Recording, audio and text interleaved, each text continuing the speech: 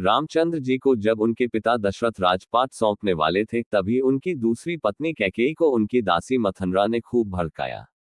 मंथरा ने कहा कि राजा तो आपके बेटे भरत को बनना चाहिए। इसके बाद कैकेयी ने राजा दशरथ से 2 वर मांगे, पहला भरत को गद्दी मिलनी चाहिए और दूसरा राम को 14 वर्ष तक वन में रहना होगा। राजा दशरथ को अपनी पत्नी के वर पूरे करने पड़े। जब रामचंद्र जी वनवास के लिए अयोध्या से निकले, तब लक्ष्मण जी ने भी उनके साथ जाने की इच्छा जाहिर की। लक्ष्मण के वन जाने की बात सुनकर उनकी पत्नी उर्मिला भी साथ जाने की जिद करने लगती है। तब लक्ष्मण अपनी पत्नी उर्मिला को समझाते हैं कि वह अपने बड़े भाई और मां समान भाभी सीता की सेवा करने के लिए जा रहे हैं। अगर तुम वनवास में साथ चलोगी तो मैं ठीक तरह से सेवा नहीं कर पाऊंगा। लक्ष्मण के सेवा भाव को देखकर उर्मिला साथ जाने की जिद छोड़ देती है और महल में ही रुक जाती है। वन में पहुंचकर लक्ष्मण भगवान राम और सीता के लिए एक कुटिया बनाते हैं।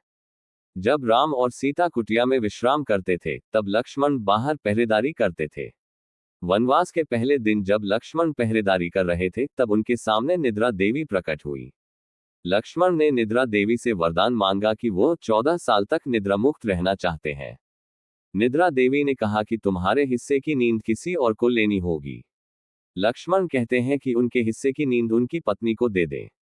इस कारण लक्ष्मण 14 साल तक नहीं सोए और उनकी पत्नी उर्मिला लगातार 14 वर्ष तक सोती रही। 14 वर्ष बाद जब भगवान राम और माता सीता के साथ जब लक्ष्मण अयोध्या वापस आए, तब नींद की अवस्था में रामचंद्र जी के राजतिलक समारोह में उर्मिला भी उपस्थित थी।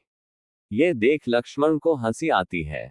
जब लक्ष्मण से हंसी की वजह पूछी गई, तो उन्होंने निद्रा देवी के वरदान के बारे में सब कुछ बताया। लक्ष्मण ने कहा कि जब मैं उबासी लूंगा तब उर्मिला की नींद खुलेगी। लक्ष्मण जी की इस बात को सुनकर सभा में मौजूद सभी हंस पड़े। सभी को हंसते देख उर्मिला लज्जावश समारोह से उठकर बाहर चली जाती है।